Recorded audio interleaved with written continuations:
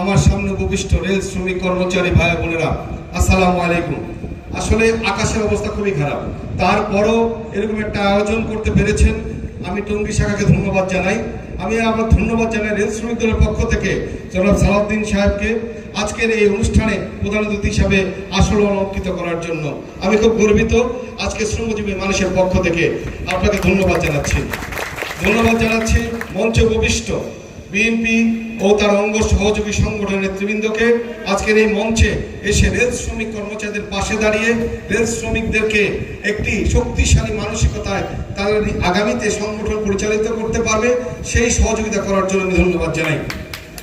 আজকে বাংলাদেশ জাতীয়তাবাদী রেলওয়ে শ্রমিক কর্মচারী দল শহীদ রাষ্ট্রপতি জিয়াউর রহমান সাহেব তিনি নিজ হাতে তৈরি করেছেন 14 ডিসেম্বর 1980 সালে কমলাপুরের শহীদ চত্বরে দাঁড়িয়ে। শুধু তাই নয়, রেল শ্রমিক দলের যে নাম বাংলাদেশ জাতীয়তাবাদী রেলওয়ে শ্রমিক ও কর্মচারী দল, এই নামকরণটিও শহীদ রাষ্ট্রপতি জিয়াউর রহমান হাতে করেছেন। আমরা আজকে তার সদস্য হিসেবে গর্ববোধ করি।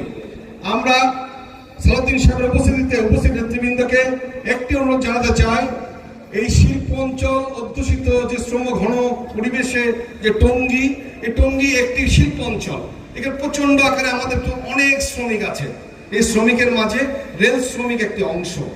সেই রেল শ্রমিকরা তাদের যে ন্যায্য অধিকার, ন্যায্য পাওনা, উপযুক্ত কর্ম পরিবেশ এবং তাদের নিরাপত্তা নিশ্চিতের জন্য আমি আজকে মঞ্চ উপবিষ্ট নেতৃবৃন্দকে অনুরোধ জানাবো, আপনারা যেন আমাদের যে কর্মচারীরা এখানে কর্মরত আছেন তাদের নিরাপত্তা নিশ্চিত করা যায়, তাদের জন্য উপযুক্ত কর্ম পরিবেশ দেওয়া যায়। পাশাপাশি টঙ্গী অঞ্চলের